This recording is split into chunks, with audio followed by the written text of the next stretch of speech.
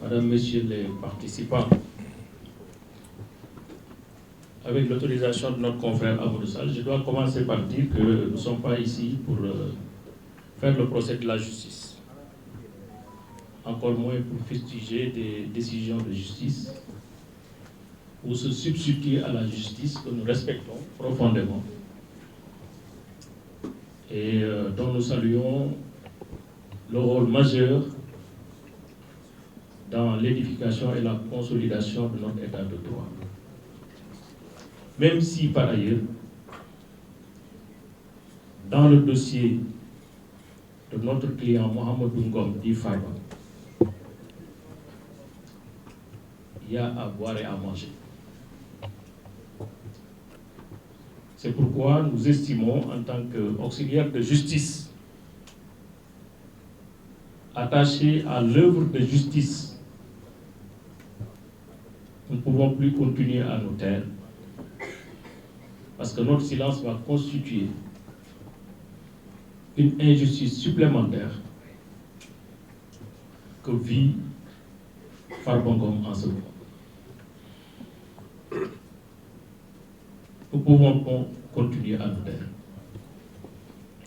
Nous ne pouvons plus garder le silence. Quand notre justice est dans une sorte de démonstration de force, en foulant au pied tous les principes qui doivent la gouverner. Tous les principes. Et rendre justice au Sénégal, j'ai l'impression que maintenant, c'est mettre la peine avant l'heure. Sanctionner avant l'heure. Ce qui est quand même grave et qui enlève toute substance à un principe fondamental, ce qu'on appelle la présomption d'innocence. Un autre principe, le principe exceptionnel de la détention. Exceptionnel. Et maintenant, la détention est devenue la règle. Le principe est devenu l'exception est devenue la règle. Et quand une justice fonctionne ainsi, ça veut dire que l'état de droit est menacé. Et le droit, quand l'état de droit est menacé, le droit s'écroule. Et c'est ça, malheureusement, la réalité. Personne n'est à l'abri de manipulation judiciaire, d'instigation politique pour mettre quelqu'un en prison. Parce qu'on vous met en prison, après on va essayer de chercher pourquoi on vous met en prison. C'est ça la gravité. C'est vrai qu'on parle du dossier de Farba Ngom, mais au-delà du dossier de Farba Ngom, on parle pour tous les justiciables sénégalais. Notre état de droit est menacé. Notre justice, son image est écornée. Tout le monde a peur. C'est devenu extrêmement grave et préoccupant qu'en 2026, alors que le Sénégal est signataire de la Charte africaine des droits de l'homme, signataire de la Déclaration universelle des droits de l'homme, signataire du Pacte civil et de beaucoup d'autres instruments internationaux, qu'un homme malade, gravement, indiscutablement, 2 rapports médicaux, je ne dis pas 1, je ne dis pas 3, je ne dis pas 2, ordonnés par le juge, a considéré, et ont considéré que la gravité de l'état de santé de Farba Ngom était incompatible avec un enfermement.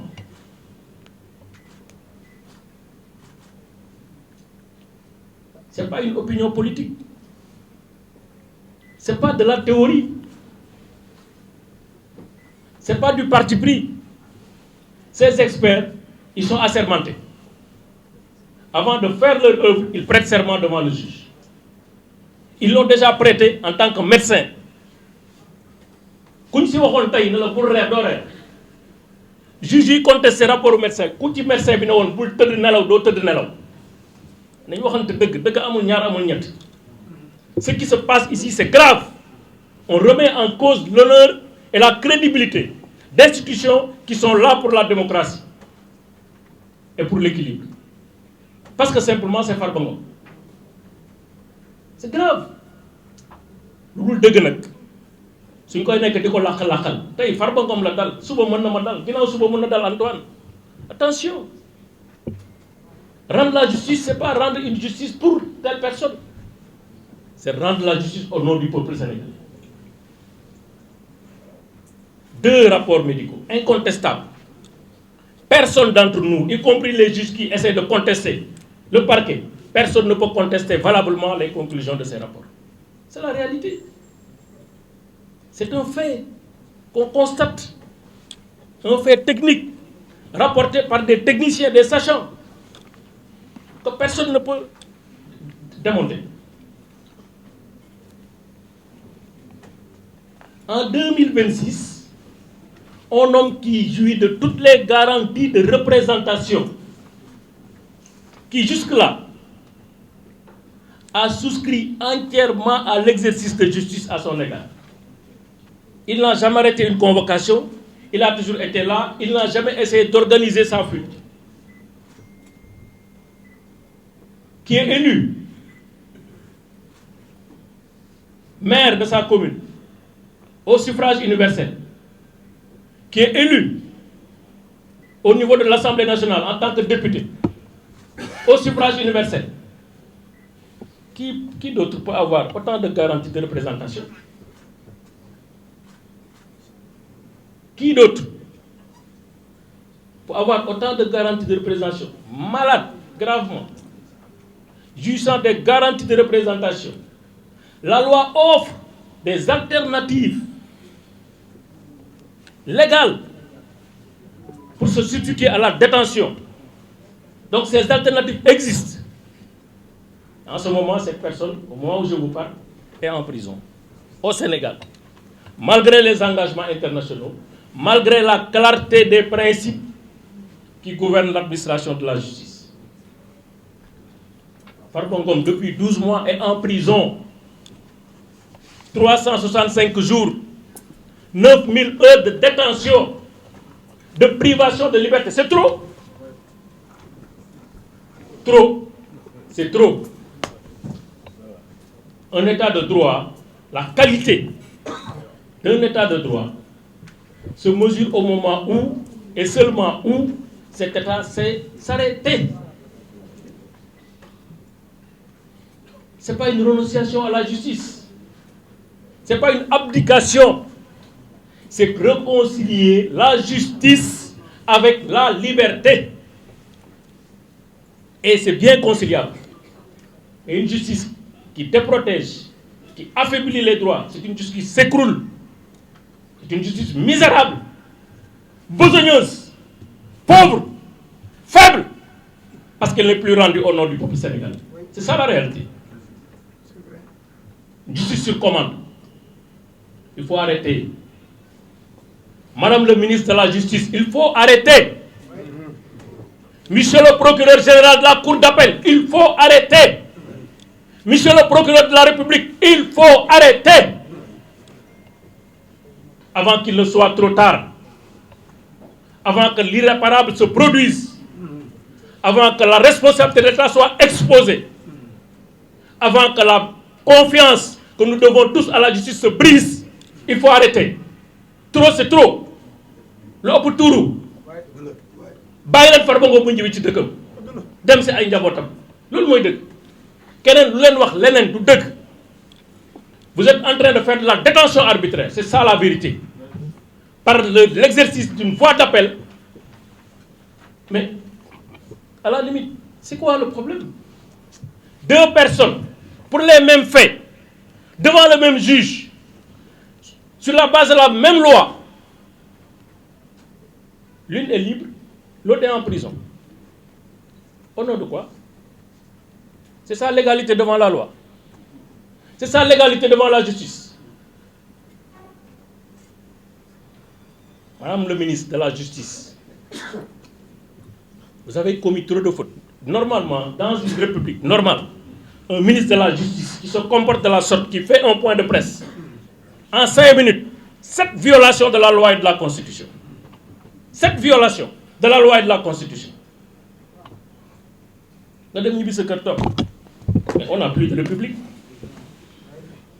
On n'a plus de république. La république est à terre.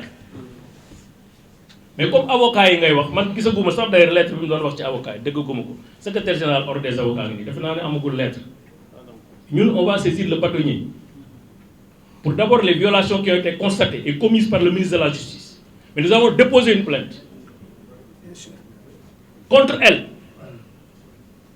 pour violation du droit à l'image, violation du droit à l'intimité, secret, la vie privée, violation de données personnelles, violation de la correspondance, code de télécommunication, mais aussi mise en danger de la vie d'autrui, parce que c'est elle qui a instruit le parquet de faire appel artificiellement pour maintenir Farba Ngom en prison. C'est ça la détention arbitraire. Par des artifices et des manipulations, on essaie de maintenir quelqu'un en prison qui doit être libre. Aucune seconde de plus ne doit trouver Farba Ngom en prison. Nous déposer plainte fille, je sais que suivre, mais si nous avons constaté, il faut France.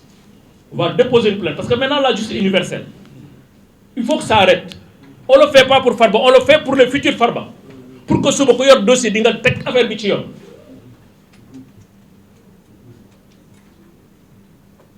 Deux mots pour terminer, si vous le permettez.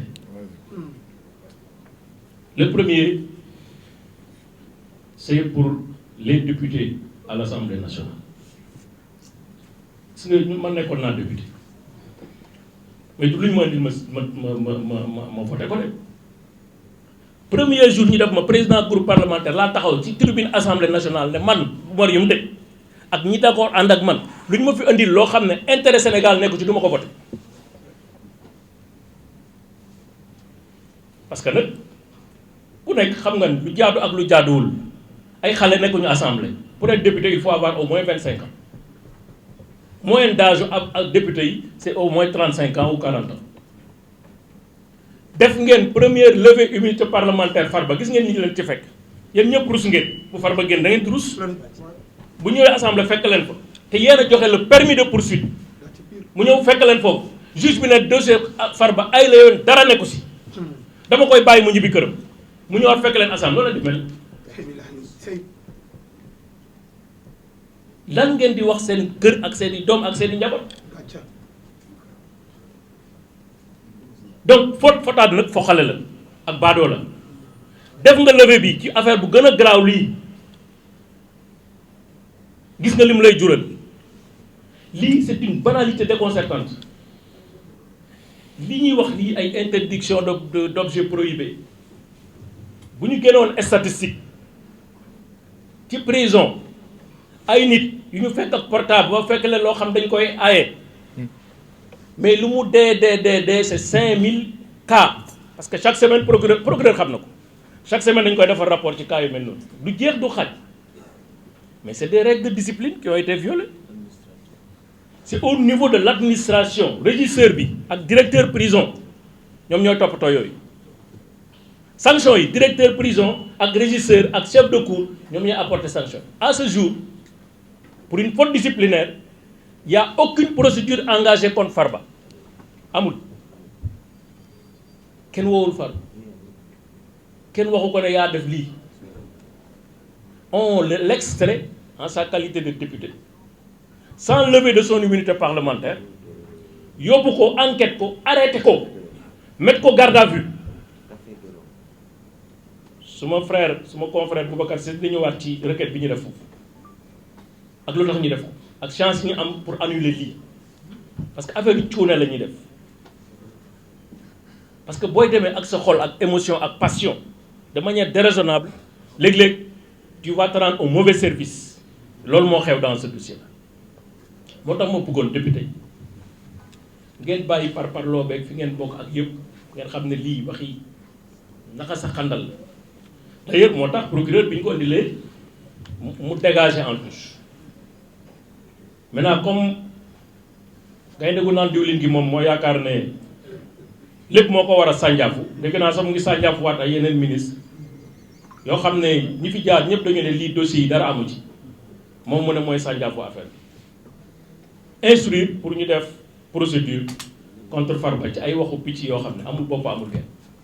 Moi je dis en tant qu'avocat amul benn texte de loi amul benn arrêté wala règlement boo xam ne nii mën nañ ma ko opposer man ne ma lii moo tax ku la woo doo ko wuyu mu nekk sa client mu nekk heure mu nekk lu ne. Mais loolu xanaa nit ku jàngul sax war nga xam ne avocat bu ñu la wooyee sa kër doo wuyu dafa am lettre dafa am texte bu ñuy tere ñu wuyu appel wala dafa am texte ban texte moo ñuy tere wuyu appel. ki ñuy sanctionné ci droit du kii nga xam ne dañ ko dugalal téléphone ka fa dugal téléphone bi la ñuy sanctionné ak ku ko jàppale pour téléphone bu dugg fa foofu la ñuy sanctionné. loolu mooy introduction munoo nekk ci biir di introduire xanaa loolu ko jàngul français war nga ko xam. diffusion d'image obscène ban diffusion nga fekk téléphone à supposer que loolu sax dëgg la parce qu'ils sont capables de tout c'est des as de la manipulation nga fekk ci téléphone dara fan laa ko diffuser c'est privé. lu ma ci kan mooy diffuser yenn ñi journaliste xam ngeen ne kay dina am moyen de diffusion fu ñu ko diffuser moom moo ko diffuser moom moo def diffusion de fausses nouvelles moom moo def diffamation moom moo andi wax yooyu ci penc bi kenn andiwu ko fa kenn nit moo ko fa andi mooy Yacine Fall. kon man li ma leen di wax mooy jël leen seen fulla ak seen fay ngeen xam ne lii fay coow moo gën lii andi coow bu bëri. Le Sénégal n'a pas besoin de ça. Vous savez que lii dara nekku ci bu ñu waxalee suñu dëgg te yàlla tax avocat yëpp xam nañ ne prison ay téléphone da nga fa fees waxante dëgg rek te yàlla tax waa or Farba. Mais et puis ensuite le détenu provisoire a un statut il doit communiquer ñoom dañ ñuy woo kon tere wuñu leen woo peut-être dañu organiser woo bi rek y a absolument rien. Clé USB dañ koy tere ci prison man gisuma ko. C'est le règlement intérieur boobu sax ñuy wax règlement intérieur boobu bu ñu ko càmbaree ba ca biir mais il n'est pas opposable à Farba parce que pour un règlement intérieur opposé à un prévenu il faut ñu notifier ko ba muy dugg ñu ne ko règlement intérieur baa ngi nii lii lay tere lii lay bañ lii la bëgg lii la amul benn acte bu ñu mën a génn administration buy wane notifier nañ règlement intérieur amul règlement intérieur amul fenn fu ñu ko affiché ci prison yi amul kon le règlement intérieur n'est même pas opposable à Farba et en plus ce règlement intérieur de 89 il est caduc parce que ba ñu defee loi 2001 dañu waroon defaat beneen règlement intérieur à ce jour dégguma ñu wax beneen règlement intérieur sur la base de la loi du décret de 2001 muy ñaari mbir moo tax ma gëm ne justice bu ñu koy def dañ ko war a def teg ko ci yoon ñu fàtte suñu bopp fàtte suñuy waaso fàtte suñuy esprit partisan ñu xool lii yoon ak dëgg ñu koy doxal li yoon ay dëgg mooy Farba Ngom nekk ci prison ce n'est pas nécessaire pour l'instruction Farba Ngom nekk ci prison c'est pas légal au vu des conventions internationales Farba Ngom nekk ci détention c'est pas proportionnel à l'objectif qui est recherché pour toutes ces raisons dañu ko war a bàyyi lu ñu fi këram pour toutes ces raisons lii ñuy jéem a ruuma naat ci suuf nañ ko tegaat ci suuf ban transaction financière la Farba Ngom mën a def ak téléphone ban transaction financière man li ma gis ci li ñuy wax day 12000 xaw ma dollars xaw ma yu kenn xam bu doon am na transaction financière yu liée à cette infraction c'est pas le procureur de la République qui va ouvrir l'enquête c'est le parquet judiciaire et financier qui va ouvrir l'enquête ñun kenn mënuñu nax seen manipulation mën nga ko oot nag fu leen neex mais dañuy jàng ba ne ar xam li ñuy wax kon loolu daal laa amoon di wax di leen sant. Merci. Félicitations, maître. Merci. Bon, on va laisser le